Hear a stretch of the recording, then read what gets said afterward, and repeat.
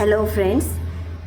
English सीखते सीखते आपको ये बहुत सारे साइलेंट लेटर्स दिखते होंगे, मिलते होंगे और कंफ्यूज भी करते होंगे, कभी कभी परेशान भी कर देते होंगे कि क्या है ये, लिख रहे हैं लेकिन पढ़ नहीं रहे हैं, पढ़ रहे हैं तो लिख नहीं रहे हैं, तो कन्फ्यूजन क्यों हो रहा है इतना सारा। तो कन्फ्यूजन नहीं है दोस्तों, थोड़ा सा फ़न है और कुछ नई नई चीज़ें हैं, कुछ छोटे छोटे से टॉपिक्स हैं, छोटे छोटे से कॉन्सेप्ट्स हैं। और जहाँ तक मुझे लगता है कि इन छोटे छोटे कॉन्सेप्ट्स पर ना कोई बात नहीं करता, तो इसीलिए ना वो कन्फ्यूजन कभी क्लियर ही नहीं हो पाता है हमारा।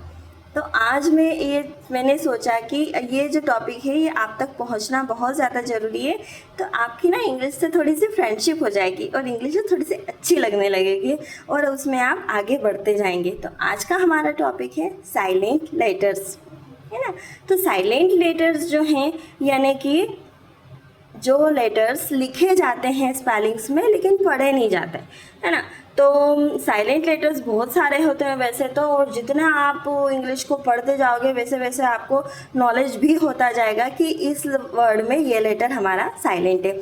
लेकिन फिर भी मैंने कुछ कॉम्बोज यहाँ पर और कुछ कॉन्सेप्ट्स को कंबाइन करने की कोशिश की है ताकि आपका जो कंसेप्शन है वो क्लियर हो सके, ठीक है। सबसे पहले हमने लिया है के और एन। देखो यहाँ पर दिख रहा होगा आपको के एन जो है, इसमें आपने बहुत सारे वर्ड, जैसे सबसे पहला जो वर्ड है हमको शायद बचपन में पता चला हुआ कि नॉलेज और नो जो वर्ड है उसमें के साइलेंट है, तो हम उस समय पर बड़ा सरप्राइज भी होंगे। लेकिन आपने देखा होगा कि जितने के और एन वाले जो वर्ड्स हैं उनमें सब में के साइलेंट है। तो ये एक रूल ही है इंग्लिश का, है ना, कि जब स्पेलिंग में के और एन साथ में आ जाते हैं ना तो फिर के जो है वो साइलेंट हो जाता है, उसको पढ़ा नहीं जाता। जैसे नाइफ, क्या पढ़ेंगे, नाइफ, ना कि कनाइफ, सिर्फ नाइफ। देखो आप गौर करो, कनाइफ अगर हम पढ़ते हैं तो हमको कितनी मशक्क़त करनी पड़ रही है उस वर्ड को प्रोनाउंस करने में, शायद इसीलिए ये प्रोनाउंसिएशन से बाहर हो गया। कनो, अभी कनो नहीं पढ़ेंगे, सिर्फ नो, नी, नॉक, नाइट, नॉलेज, ठीक है। तो आगे से आप गौर करना है कि अगर आपके सामने कोई ऐसी स्पेलिंग आए जिसमें के और एन साथ में है तो प्रोबेबली उसमें के जो है वो साइलेंट ही होगा और प्रोनाउंस नहीं किया जाएगा, ठीक है। नेक्स्ट कॉम्बो मैंने लिया है एच का। बहुत सारे वर्ड्स ऐसे होते हैं जिसमें एच लिखा जाता है लेकिन पढ़ा नहीं जाता, तो कुछ वर्ड्स मैंने यहाँ पर डाले हैं। जैसे कि ये एच लिखा हुआ है लेकिन नहीं पढ़ेंगे तो ये क्या पढ़ाएगा हमारा, ऑनेस्ट। क्या पढ़ाएगा, ऑनेस्ट, है ना। वो अर्धचंद्र वाला जो ओ होता है वो ऑनेस्ट, एच जो है यहाँ पर साइलेंट है। ये क्या है, आवर, आपको इनके मीनिंग भी बताऊंगे ना। ऑनेस्ट यानी होता है ईमानदार, आवर यानी 1 घंटा, 2 घंटा, घड़ी में जो टाइम हम देखते हैं ना उसके लिए आवर वर्ड का यूज़ होता है। फिर है ऑनर यानी कि मान सम्मान अगर जो किसी को दिया जाता है, दैट इज ऑनर। फिर एयर यानी उत्तराधिकारी, जैसे हमारे पेरेंट्स के बाद हम लोग उत्तराधिकारी हैं, हमारे बाद हमारे बच्चे उत्तराधिकारी होंगे, तो उसको कहते हैं एयर, उत्तराधिकारी, ठीक है। तो इन सारे वर्ड्स में एच जो है शुरुआत में ही है, और आप देखो तो इस जहाँ से यहाँ पे ओ भी है, यहाँ भी ओ है, यहाँ भी ओ है, तो ये मोस्ट कॉमन है। अगर ऐसा हो तो एच जो है वो हमारा साइलेंट ही होता है, नहीं पढ़ा जाता है, ठीक है। उसके बाद में अगला है हमारा डब्ल्यू आर का, मैंने कॉम्बिनेशन लिया है। डब्ल्यू आर अगर एक साथ होते हैं ना तो डब्ल्यू का जो प्रोनाउंसिएशन है वो होता ही नहीं है। हमको कई बार बचपन में बोला गया है कि राइट, ये वराइट नहीं होता है, ये सिर्फ राइट होता है। डब्ल्यू जो है वो टोटली साइलेंट है। फिर ये रॉन्ग है, ये रिस्ट है, राइट यानी सही, रॉन्ग मतलब गलत, रिस्ट मीन्स कलाई, रैप करना यानी लपेटना, ठीक है।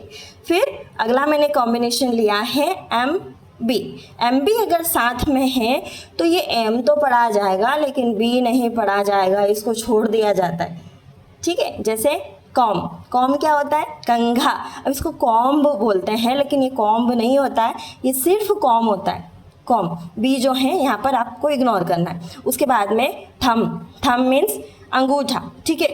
उसके बाद में बॉम्ब, बॉम्ब, आपको तो पता ही है बॉम्ब क्या होता है, जो बॉम्ब ब्लास्टिंग वगैरह होती है ना, वो बॉम्ब। फिर क्लिम, क्लिम, क्लिम यानी ऊपर चढ़ना, दैट इज क्लिम, जैसे पेड़ पर हम क्लिम करते हैं, ठीक है, तो क्लिम।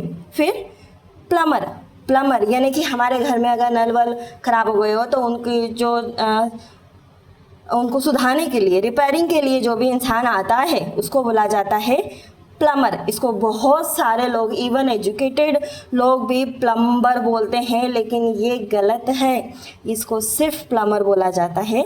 बी यहाँ पर टोटली साइलेंट है। तो ये एम बी का कॉम्बिनेशन भी आप याद रखना, एम और बी दोनों स्ट्रॉन्ग साउंड वाले कॉन्सोनेंट है, एक साथ प्रोनाउंस नहीं हो सके, इसलिए एम जो है वो पढ़ा जाएगा और बी जो है साइलेंट रहेगा। उसके बाद में एल लेटर भी बहुत सारे वर्ड्स में साइलेंट होता है, जैसे talk, L silent, walk, L silent, talk यानी बात करना, वॉक यानी पैदल चलना, हाफ, हाफ मीन्स आधा, काम, काम, काम मीन्स शांत, बाम, जो हम सिर दर्द करता है तो बाम लगाते हैं ना, वो वाला बाम, बाम, एल साइलेंट, ठीक है। तो ये भी आप गौर करोगे कि इन सब में एल है लेकिन पढ़ा नहीं जा रहा है। उसके बाद में टी देखते हैं कहाँ कहाँ हमारा कौन कौन से वर्ड्स में टी भी साइलेंट होता है, ठीक है। तो लिसन, लिसन, लिसन यानी सुनना, सुनना, गौर से सुनना, ध्यान से सुनना, लिसन, लिसन। फिर कैसल, कैसल यानी जो भव्य इमारतें, दुर्ग वगैरह होते हैं ना, किले, उनको कैसल बोला जाता है, जो राजा महाराजाओं के पहले के ज़माने में होते थे, अभी भी कहीं कहीं पुरातत्व में हैं, तो कैसल, कैसल। फिर Christmas, Christmas, Christmas, T silent. फिर फैशन, फैशन, फैशन यानी होता है बांधना, जैसे कि अगर आपने फोर व्हीलर में कभी बैठे हो तो उसमें आता है कि please fashion your seat belt, अपना सीट बेल्ट बांधिए, तो उसको बोला जाता है फैशन, ठीक है। तो इसमें जो टी है वो साइलेंट है। तो ये इस तरह के कुछ वर्ड हैं, जैसे एस और टी। फिर आप देखो कि दोनों स्ट्रॉन्ग कॉन्सोनेंट है, स्ट, स्ट है ना, प्रोनाउंसिएशन हो नहीं पाता है क्लियरली और थोड़ा सा मतलब एफर्टफुल भी लगता है, इसलिए यहाँ पर जो टी जो है उसको साइलेंट कर दिया गया है। ज़्यादातर आपको यही लॉजिक मिलेगा, अगर दोनों स्ट्रॉन्ग कॉन्सोनेंट है तो उसमें एक कॉन्सोनेंट को फिर वहाँ पर साइलेंट कर दिया जाता है। ये कुछ प्रोनाउंसिएशंस की प्रॉब्लम रही होगी जो ब्रिटिशर्स की या फिर जो अंग्रेज हैं जिन्होंने इंग्लिश को इन्वेंट किया, तो इसलिए ये जो साइलेंट लेटर्स हैं ये धीरे धीरे आउट ऑफ ट्रेंड होते गए, यानी कि स्पेलिंग में रहे वो, ताकि वो शब्द ना बदले, लेकिन लोगों ने उनको बोलना, क्योंकि वो बोल नहीं पा रहे थे, वो ठीक से प्रोनाउंसिएशन नहीं हो पा रहा था उसका, तो उनको फिर बोलने अवॉइड ही कर दिया गया, इसलिए वो लेटर्स अब साइलेंट लेटर्स कहलाते हैं, ठीक है। उसके बाद में है GH, GH के तो बहुत सारे वर्ड्स हैं।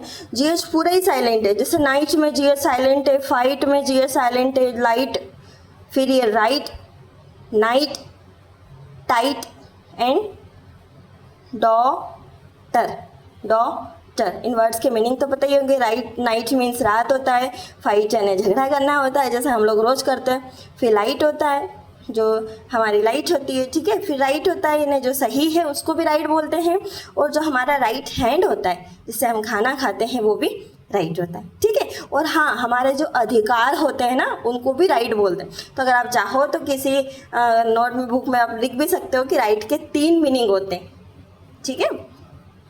नाइट, नाइट यानी होता है जो वीर योद्धा जो होते हैं उनको नाइट बोला जाता है, नाइट। फिर टाइट, जो कसा हुआ है दैट इज टाइट। उसके बाद में डॉटर यानी कि बेटी, जैसे कि मैं हूँ। फिर नेक्स्ट जो है GH। अभी GH का जो साउंड है यहाँ पर तो मतलब साइलेंट ही है, लेकिन GH का साउंड कहीं पर फ भी है। अभी ये क्या, इसके पीछे क्या लॉजिक रहा होगा कि ब्रिटिशर्स ने क्यों किया होगा ये सब, अब ये तो उनसे ही जाके पूछना पड़ेगा। लेकिन हाँ, हमारे पास कुछ सेट हैं ऐसे, जैसे जैसे रफ, क्या है ये, रफ, रफ, रफ को भी हम बोलते हैं ना, उसकी स्पेलिंग ये है ROUGH।